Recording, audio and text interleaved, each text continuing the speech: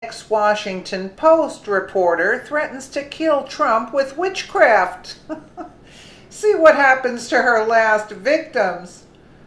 Sally Quinn, a former reporter for the Washington Post, just revealed how she could kill Donald Trump, and it's really weird. In an interview with USA Today, Quinn claims to be a witch with a violent past.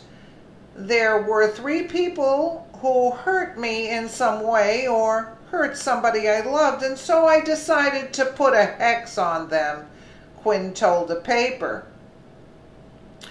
Within 5 years, all 3 were dead. Quinn has since left the hexing business, but Trump has her considering her powers once again. Since Trump was elected and since the election, I can tell you how many friends have asked me to put a hex on Donald Trump, Quinn said. But don't worry, she claims that she has no intention of coming out of retirement after making the threat. Quinn clarified, "I don't do that anymore."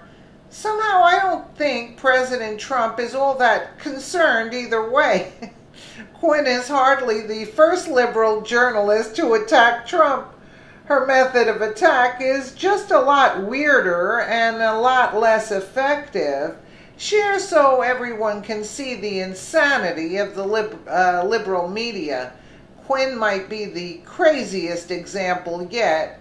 See Quinn talk about her magic, quote, in the video below. Yeah, but Hillary Clinton also said in her book that she used to get dolls and poke pins in them, of the reporters or something to that effect. And also what came to mind while I was reading this article, wasn't it the Washington Post, doesn't John Podesta work for these people? So again, they hire people that are Satanists, in other words, right? Let's just listen to this idiot here. Sally Quinn is not the commonplace sight on CBS. She's a former Washington Post reporter, and we're very glad to have her indeed. You know, the first day I come on television, I start out with a sore throat and a fever. And now back to you, Hughes. Well, as long as fever is all right. Look at that set. Look at Sally Quinn and Hughes Ruggs. Sally Quinn made history as the first woman to anchor a CBS News morning show in August 1973. After she left CBS, Quinn returned to a successful print career at the Washington Post. It's funny to see you in Hughes Ruggs because he said he liked you because you were meaner than a junkyard dog. Okay. And I took that as a compliment. Yeah, okay. That is where she married husband Ben Bradley. He was a Post legendary editor during the Watergate era. Quinn's new book is called Finding Magic, a spiritual memoir. It details their marriage and other defining moments that shaped her beliefs. Sally Quinn joins us now. Welcome back to CBS. Well, thank you. I must say I felt a little queasy driving up to this morning. I must say, as a longtime friend of Sally, that Ben Bradley was the guy that every woman fell in love with and every man wanted to be. He looks like a warlock. This is a wonderful sense of a relationship that you tell us all about. But what's interesting about you is I knew about faith. I didn't know about hexes. I didn't know about premonitions. Sure you didn't. I didn't know about all that other stuff, magic included. Well, when I started writing this book, it was because I had been an atheist and started a religion website at the Washington Post, which already was a sort of a weird combination. And I started studying religion. See, this is where they get idiots to pay for their books because they are idiots. That's basically the bottom line. They have a negative energy, but that's what they have. And again, you see that they look wicked, both of them. And it became clear to me that all religion is magic. And I had been brought up in the South where, the Scottish Presbyterian stones and the ghosts and the psychic phenomena and voodoo and all of that was sort of part of my embedded religion, as well as being a Christian and believing in God, right. Believing in Jesus. She's a Christian. I became an atheist when my father liberated Dachau and took pictures, and I saw the scrapbooks, and I couldn't believe that God had let this happen. And I was 4 years old. This is in World War II. That I became an atheist. But as I started studying religion, it became clear to me that faith is really all about magic. And whatever you believe, nobody knows. My favorite bumper sticker is, "I don't know and you don't either."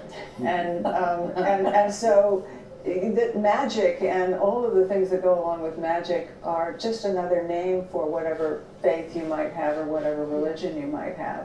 And that I respect, they're all just as legitimate as the others, even institutional religions, or magic, or when you talk about astrology or hexes or all that. I mean, there are people, billions of people all over the world who believe in these things, and we don't, and we respect them if we look at them and their culture, but then you bring it into our culture and it looks very different. You grew up in a military family, as you mentioned. Your parents were of Scottish descent and Presbyterian Christian background. Notice when they talk about Trump, how they interrupt, how they stop anybody that's talking positive about Trump. They interrupt, they stop the person from speaking, and here they show such great respect, if you notice. Such great respect. No interruptions. But how did you learn voodoo, and who did you place hexes on? Well, when I'm growing up in the South, and we had, as I said, the Scottish Presbyterian, but also the staff in the house were black Christians who went to Baptist church, but then they would practice voodoo on the side. The way so you learned voodoo? So I did learn voodoo. And you know, it's the kind of thing where it's Should we be nervous? We'll your see book how is this so interview good. goes. Thumbs up. We'll see how it goes. Well, that only makes it because you say that you put voodoo, some spells on people, 3 of them. You know, yeah, and that they passed. And they did not have a pleasant end, Sally. Right. That's what I'm saying. Yeah. You know, Well, they're dead. Yes, this is true. So I'm just Yeah, saying. so she has more But I mean, power it than is God, very, right? You raised some very good points about what happened. It's very interesting. I don't want to make you sound like you're cuckoo for Cocoa Puffs, but you do raise some very interesting things in the book. I'm fascinated with Charlie saying about Ben Bradley, that he was a man that women wanted and men wanted to be. But let's talk about you, Miss Sally. The word is you could have had any man you wanted, and they said they used the man's private parts. If you wanted it, you got it. Then you went after the boss. And I'm trying to think, if I went after Les Moonves or Ryan Caedrel, they would have me carted off to the mental institution. But you went after Ben Bradley. And you got this in mind, actually? No, Mrs. Caedrel and Mrs. Moonves, definitely not. But it seems like in the book you went after Ben Bradley. The two of you had a mutual love and connection like no other. And I'm very fascinated During by Watergate. that. During Watergate. It was a big scandal. Well, he went after me, actually. I fell in love with him and realized that it wasn't going to work because he was married and had children. And so he was older, yeah. And he was 20 years older, so I accepted a job as the first anchor woman in America right here at CBS News. Okay, but let me just understand. The fling began with Ben? The fling began with Ben.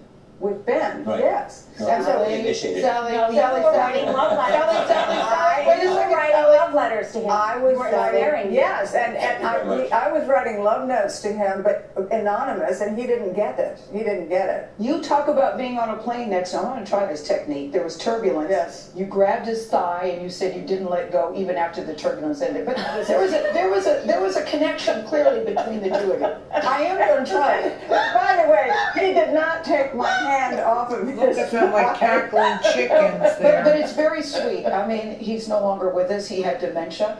And you talk about when someone loves you, the way they say their name out of their mouth is different. And that the way he said your name toward the end was your name no longer felt safe in his mouth. It's a very sweet story. Well, I say that yes, when you love someone, your name feels safe in their mouth when someone loves you. And there was a moment when Ben started getting dementia where his personality changed. He became somewhat hostile, and we had to get You through got that 5 minutes period. of automatic breaks. Yes, and so, but in the end, Why didn't you it use was, your witchcraft so he wouldn't have The dementia? last 2 years of his life where he had dementia People was. live their life. Unbelievable, unbelievable. These people are sick. These people are sick. Absolutely. But I figured, hey, it's kind of a weird story. Let me know what you guys think in the comments below. And again, thank you so much for watching.